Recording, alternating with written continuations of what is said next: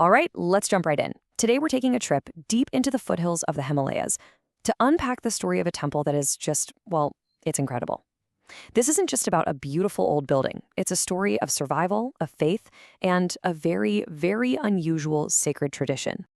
Okay, so here's the hook, the central mystery. It sounds wild, right?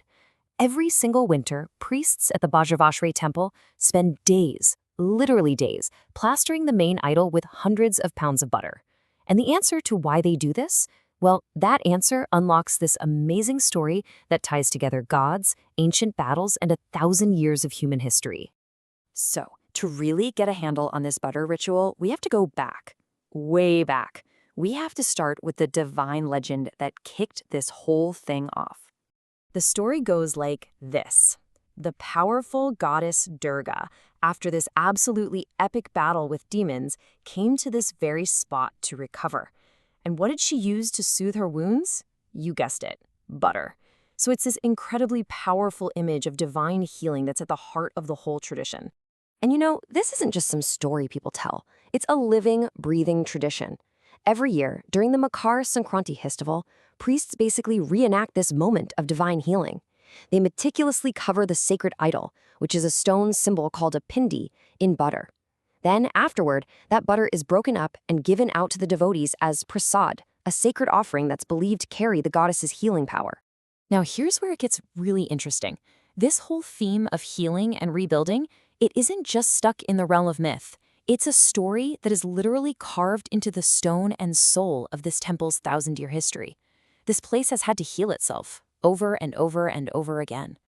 I mean, just look at this timeline. It's brutal. In 1009, it was raided for its legendary wealth.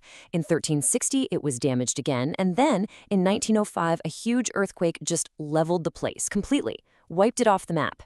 You'd think that would be the end of the story, right? But no. Each and every time, the local community, driven by their faith, rebuilt it from the rubble. So really, the story of this temple isn't one of loss at all. It's one of incredible resilience. It's like a phoenix rising from the ashes. The physical building has been torn down again and again, but its spiritual heart, its significance to the people, has only gotten stronger with every single rebirth. And the temple that stands there today is the beautiful result of all that determination. It's this gorgeous complex of stone and marble, a really cool mix of North Indian and Himalayan architecture, all topped with this gleaming gold dome. It's not just a place of worship, it's a monument to the community that absolutely refused to let its spirit be extinguished. Which, of course, brings us to a huge question. Why here? Of all the places in the world, what is it about this specific patch of ground that has inspired such unwavering devotion for more than 1,000 years? The answer is in this really fascinating concept called a Shakti Peeth. Think of it like a sacred grid, a network of power spots.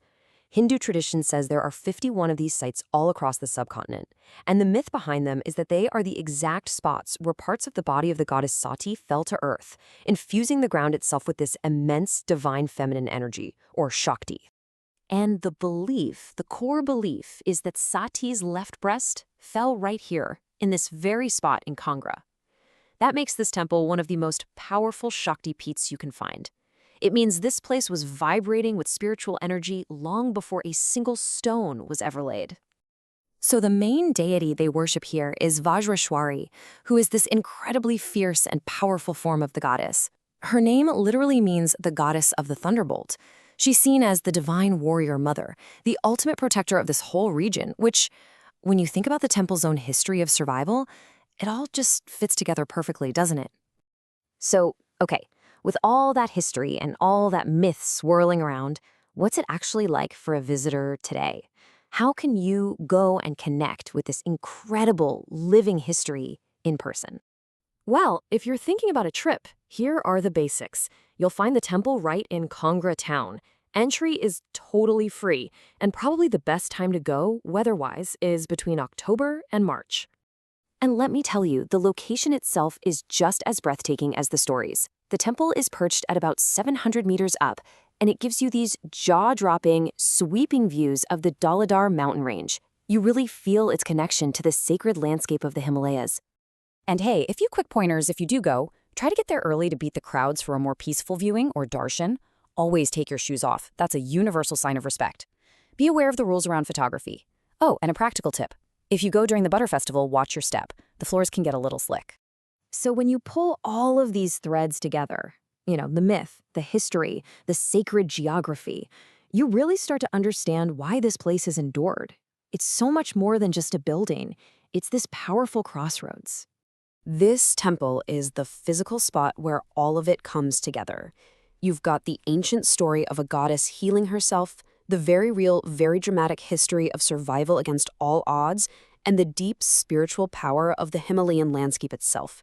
It all converges in this one spot. And really, that leaves us with one final thought to chew on. What is it that truly makes a place like this sacred? Is it the original stones and materials, many of which were lost to time and invasion centuries ago?